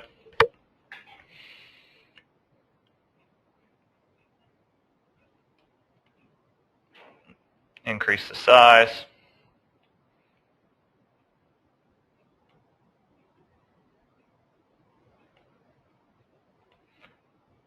I can rotate it right here and close it. So now I have an image that I can actually, when I'm logged in, I can create a sales flyer from with the click of a button right on Sanmar's site. Now the other thing, of course, maybe your blank apparel supplier doesn't have this ability. Well, that's why computers have this wonderful little tool I like to call Snip. So if for some reason your supplier doesn't have that, you just grab your snipping tool off of your computer, and then I can grab the image that I want, snip it, and then it's great. If I'm in this particular PowerPoint and editing it, or any program for that matter, whether it's Microsoft Word, whatever, I can drop this snipped image right onto the page and create a sales flyer around it. And I'll show you how we've done that with this Blackhawks logo. So we used all of our functions in CadWorks, including vectorize, welding, alignment, breaking items apart, centering them, and now we can show that Blackhawks logo across a range of wearables. Ultimately, make sure your company info is on it, your contact info, create a sales flyer, and I can email this to the Blackhawks and say, hey, would you like to run a school sale with this design? Or maybe I want to give them a few designs to choose from. That's up to you. But make sure you show it on more than just a t-shirt, because how many t-shirts is one kid going to buy at a school sale? Show them jackets, show them shorts, bags, you name it. Okay? The only thing better than this is if I could actually show them in the actual texture of the material, and that's what's coming next. So what if for the ladies' sale, I want to show that same image with a glitter flake fill? There's a couple different ways to do this, and it's all within CadWorks. So you can actually upload an image within CadWorx, including a photograph of your glitter flake material in a texture, or a swatch of the glitter flake material in the color that you photographed and color corrected, and you can drop it or fill it within an image. Now, somebody asked before a few moments ago about filling something with a wood grain texture. I guess if you had a CAD cut material that had a wood grain, or if you have a printer cutter, you can absolutely fill any vector art with any image. And here's how to do that. Go back to CadWorx. So what I want to do is I want to group all the stuff together that I want to fill. So I'm going to group all my black. I'm just condensing it together or grouping it together. Okay. And then once I have it selected, I'm going to double click on it so it brings it all up together in the previewer screen so I can fill it all at once instead of having to fill it individually. Where you change the fill color within this editor, click on the fill color. Yes, you can pick your solid color palettes that are here. You can actually add your own color palettes if you have a different one that you want to add for whatever reason. You can do gradients. You can do textures. Now, textures are really cool because that's where you can actually import a texture. So if I wanted to visualize this with the glitter texture, I can import that particular texture. So I've already done the black and the silver, but I actually have a JPEG color palette of the glitter here I'm going to show you. So I'll just go to Import, and I'll browse to that folder, which I've named Swatches. And I have all my glitter colors in my swatch folder. So if I wanted to visualize this, whatever in gold, click on that. It'll give me a preview here. Ultimately, it's going to tile this across my image. Since that glitter isn't big enough to fill it all, it'll maintain the proportions of the file. Or I can scale it up or down, or auto size it, which is usually what I like to do. And click OK. And you can see it fills it completely with that color. Now, what would be cool is maybe I don't want the straight glitter on the shirt. I can add my background and a base layer, whatever I want to do. Click OK. It brings it down within the context of the designer, and boom, you're visualizing glitter effects within the designer, and you're ultimately previewing products in a different way than everybody else. It's not just flat colors, which is going to increase your sales. So that's just one example. Now, it's not 100% perfect. You see where there's a little bit of a variance here from the left side of the swatch to the right side of the swatch, just based on the shadows. I don't know if you're picking that up on your screen, but this is better than just a flat image. Okay. All right, before we get too far away, we're coming down to the big close, 20 minutes, and I haven't even showed you easy teams. So I'm going to breeze through some athletic applications here with athletic tails, since we've already went with the weld command. We've talked about split front, so I don't need to go over that again. After I show you athletic tails in the designer, we're going to go through easy teams, and then we're going to close this thing down. Okay, so let me show you athletic tails. And thank you for all staying on. We have record attendance today, and you're all sticking with me. I appreciate that. Okay, so script with tails. Click it on the left-hand side. It's just a quick command within CadWorx. There's a variety of tails already set up. We've added some new ones recently that I like with the star in the middle, for maybe for all stars. But anyway, select the tail that you want. I'll just click on this one.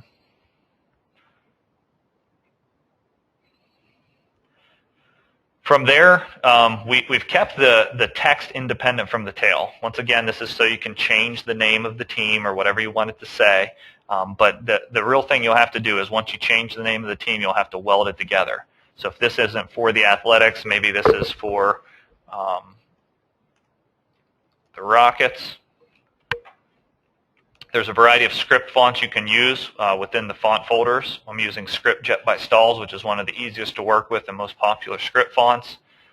Click OK. You see how the text is separated from the tail. All I want to do is I'm taking a look at where the tail connects to the text. And I'm trying to get this to fit together somewhat nicely. It's never going to be just 100% smooth unless you had node editing, which right now CadWorx doesn't have. After that, I'm going to try to weld them together. If I want to do 24 of these Rockets designs, I'll create it once. I'll go to wireframe and show you. I'm going to select the text and the tail. Click on weld. It welds them together. And now I'm ready to send them over to my cutter. How do you do that? Send a vector cut. Pop it up. Tell vector cut I'd like to rotate it. I'd like to mirror it. And then give me, however many copies you want. It'll drop the copies on for you. If for some reason something goes off, you can rearrange these, rotate them individually, ultimately to send over to your cutter. So once I cut all of the athletic tails for the front of the Rockets Little League team, now I need to decorate the back of those jerseys. And that's where Easy Teams comes in. Yeah, sure, you can create names and numbers within the CadWorx Design Studio, similar to a way you'd create them within Corel or Illustrator. It's just not efficient. But when you launch Easy Teams, I'm going to close out the designer. And remember, CadWorx is an online program. If I go to CadworxLIVE.com, it's going to give me the ability to launch Easy Teams, which is a link right here on the left-hand side.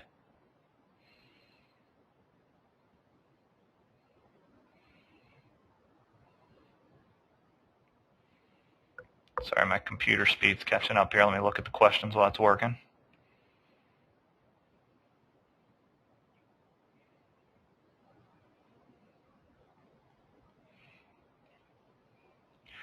Karen asked a question. I didn't see where it specifically happened. I've already deleted it. But if on that last design, if the eye was already welded and you didn't like the dot of the eye in its position, you would simply undo it. And before you weld everything together, you would actually break it apart down to the curves level. And then you could manually move the dot of that eye to get it where you'd like it to be.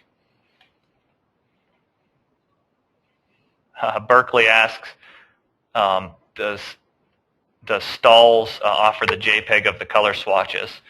Great question, and I'm going to work on that. I'm going to work on that for you guys. We have them, so I don't see any reason not to make them available. So I just want to confirm that we can offer them in an easy way for you to download them and go from there.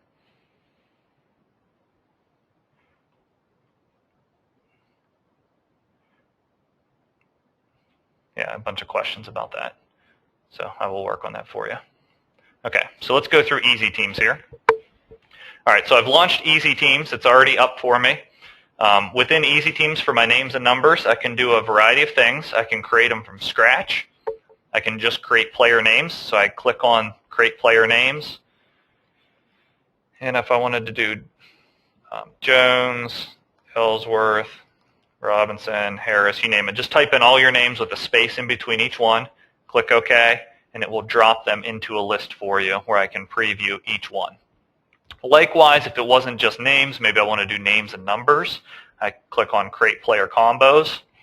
And from there, it's Jones, 23, Ellsworth, 44, Harris, 22, and so on. Click OK.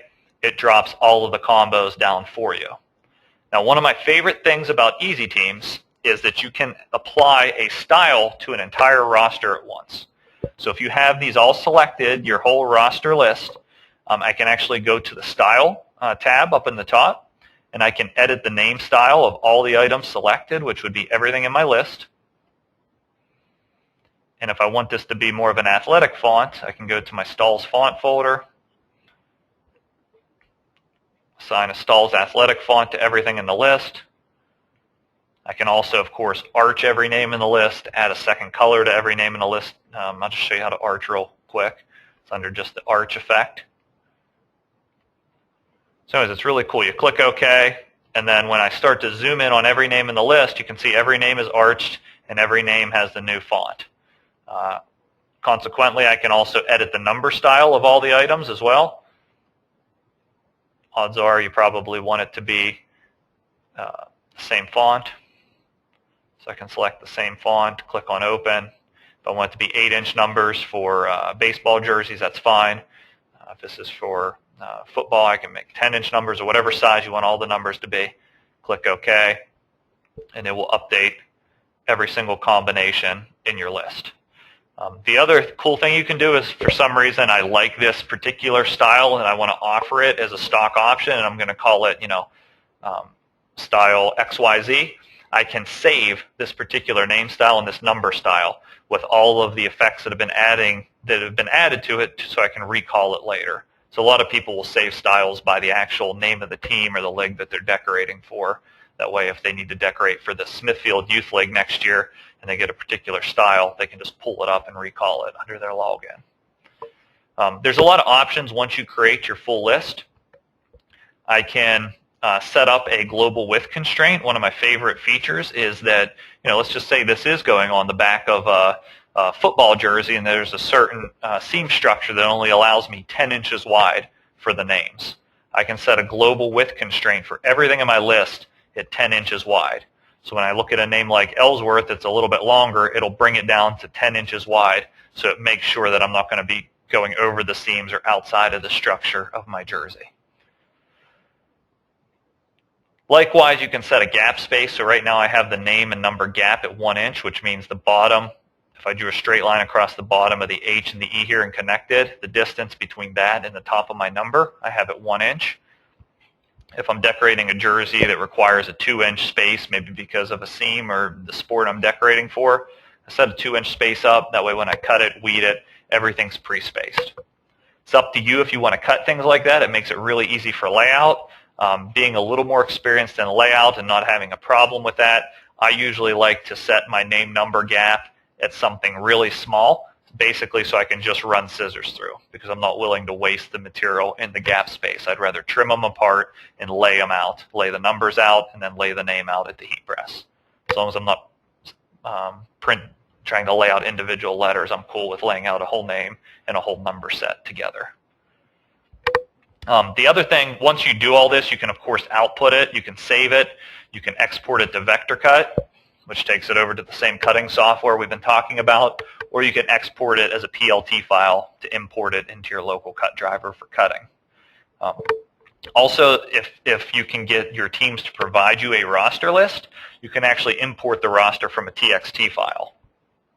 So for instance, you can tell your teams just to, maybe create their rosters in Microsoft Word. So let me just open up a new document. I'll just type Smithfield 24, Fair Chance 48, Stahls 26. Whatever the list is, you can create it, and then when they send you the Word document, all you need to do is save it as a plain text file. I'll just name it roster, as long as you save as type plain text. And it maintains the comma formatting. Now, when I go into here, I can go import roster from text file, go and find it on my computer, roster, and it automatically populates it, which takes the burden of accurate spelling or transposing off of me and puts it on the customer. I just import their file that they've spell checked, click OK, and it drops it on the list. And the best part, it already maintains all the settings that I've set up for everything else on my list. Likewise, you can create, numbers. So if I just wanted to number and I needed number 1 through 10, I also wanted number 23 and number 48. Click OK, and it'll quickly drop them all into the list with the same formatting, 1 through 10, number 23, and number 48. And you can create team sponsors. So if the sponsor of this is AutoZone for this team of 25 players, I can say, give me 25 AutoZones, and it drops them on the list. And you can build this list out to 100 different items and all apply styles based on the selection. So I know that was kind of a very fast tour through Easy Teams, but trust me, we'll be having ongoing training for CadWorx, and that covers the basic functionality of Easy Teams and what you can do with it. So I want to go over a couple more things before we finish up. Let me just glance at my PowerPoint to make sure I've covered everything I want here. On the screen, it's just the combos, but instead of doing individual names, we did a team name 1 inch tall above the front number and then a player name on the back. That shows you a little bit of just doing 2 colors, which is just the same, adding a contour effect when you edit the number style. Same concept. This, I was showing the global width constraint. It's a good example because of the piping on this basketball jersey or because of the piping on this racerback softball jersey. You need a constraint. And there, with the click of a button, you can put the name underneath the number instead of over top, which is great for ladies' sports where they might have long hair that would prevent you from reading the name. Okay. And now I'm going to go to a bit of Q&A. Before we go there, I do want to tell you about a special offer we're having. When you log out today, part of this experience in Stahls TV and ongoing education from Stahls is getting feedback from you. So there's going to be, I think it's a 4 or 5 question survey that's going to pop up asking you to rate the quality of today's presentation. Would you recommend it to a friend? And then there's going to be essay sort of responses for feedback directly from me on what I could add to this presentation, and feedback for CadWorks developers on ideas or what you would like to see in CadWorks. So we value that feedback tremendously. Please take the time to do it. And then your favorite piece of feedback probably is going to be the free sample we extend. When you log out, you're going to have the opportunity to pick from a few different sample styles. We're going to offer you either a free sheet of fashion film to evaluate. This was our lightweight material that we manufacture and sell direct. We happen to think it's the best lightweight film in the industry based on a variety of factors we can review with you, but try it out, see it for yourself. So that's for the shoe application, the t-shirt applications, cotton, polys, etc. There's also a choice. You could get Premium Plus, which is our material for performance wear. It's very stretchy, applies at a low temp, doesn't leave a heat press mark. And then, of course, everybody's favorite, glitter. If you haven't used glitter material before, it's a great one to start with. Show your customers people buy glitter. And I believe those are the 3. There may be a 4th on there, but I know those 3 are the options for sure. And anyways, as part of doing this, we just ask you to fill out that survey, and we appreciate you coming and your feedback. I'm going to dive into questions for the next 10 minutes. If you need to get back to work, feel free to. If you want to see other Stahls TV sessions coming, all you need to do is go to stahls.com, click on the Stahls Events tab. In Stahls TV Live Online Events, click on Details, and you will see, having a hard time clicking around here today, but you will see a whole list of events. So some of these already happened this week. Today is obviously CadworxLIVE. Tomorrow, Bob is holding one that covers the print cut process and how the Roland VersaCam works. Friday, I'm covering one that shows you some crazy applications with the heat press. It's live on video. It's not a PowerPoint or anything. It's live. You'll see me actually pressing stuff. And then we're scheduled out all the way through September and October with a whole bunch of classes. So check it out on the events page of Stahls. All right, let me take a look at these questions. Okay. If you are using layerable materials, would you rather do that than the trapping method? I absolutely would rather layer material on layer instead of trapping, because it cuts down on labor and it cuts down on weeding time. The only exception is if you're doing something really huge, like a big, let's say a big 10-inch basketball on the front of a t-shirt with its 2 colors. It'll start to get heavy when you get 2 thick layers of material or large layers of material on each other. Unfortunately, this will not be available by CD, but we will email you a link where you can watch this on YouTube. For about a week, we'll keep it live on YouTube, and it'll email to everybody that attended today for this recording. Jody asked about, there's a rhinestone font within CadWorks. It's not really set up to be the exact size to brush stones into. It's more to create a faux rhinestone look out of CAD cut material. So if you're in CadWorks, I'll just show you here. If I edit the name style and I go to my folders, there is a rhinestone folder. These are just different ways. You can cut these out of the heat transfer film. It's not for cutting and brushing stones into. But you can just select a font and go from there. All right, let's see. Easy Team's output is an EPS. Not currently that I'm aware of, but once again, I'm going to forward all these comments to CadWorks developers, and I'm sure some of these things can happen. Nathan, can't wait to see us in Fort Worth. Love our products. Thank you. I'll be in Fort Worth, and just a shameless plug, I'll be giving a full-day workshop the day before the show opens from 10 to 5. with an hour lunch. It can be found on issshows.com under the Fort Worth schedule. It's, it'll be well worth your time to attend that. We'll be doing a lot of hands-on stuff.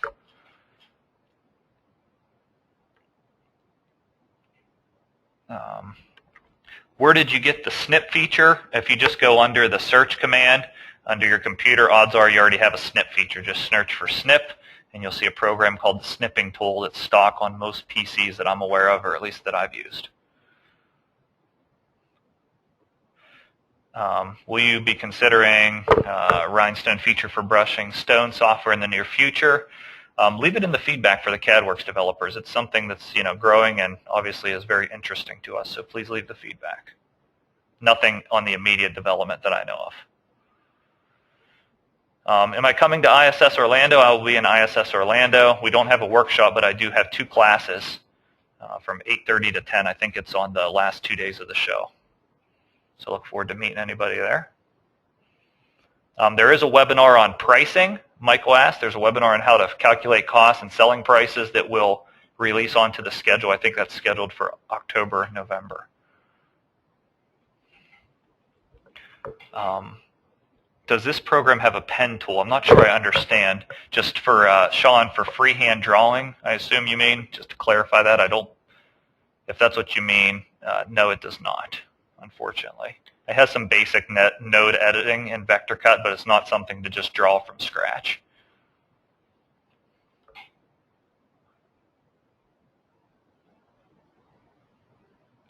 I don't know why you would have trouble exporting as separate colors. I guess it may come down to whether your cut driver has cut by color recognition or the software that you're actually importing it to. But if you're exporting it, try exporting it as a PLT. That typically maintains the colors. And just to clarify, you can use CadWorks Online Designer independent of any cutter. So you can actually use this program to create artwork just to send to a direct-to-garment printer, to send to screen printing, to send to get screen printed transfers made to an inkjet printer if you want.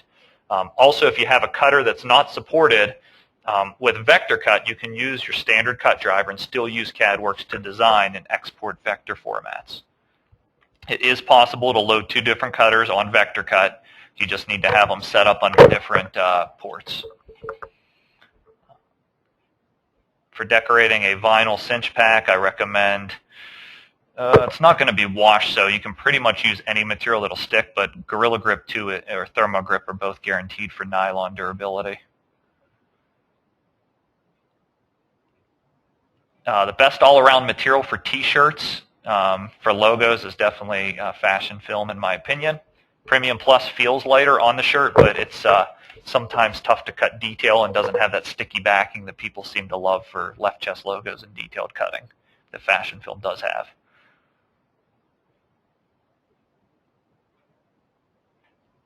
You can export designs, whatever, if you want to use some node correction or editing tools of Corel or Illustrator, you can feel free to export designs to Corel, import them into Corel, do some work on them, and bring them back into CadWorks. CadWorks can import and export a variety of vector and raster formats. Currently, there is not an offline application for CadWorks and Easy Teams. It's all online. It has, there's certain trade-offs to that. The good news is you always get the latest artwork and you never have to update because it's automatically updated for you.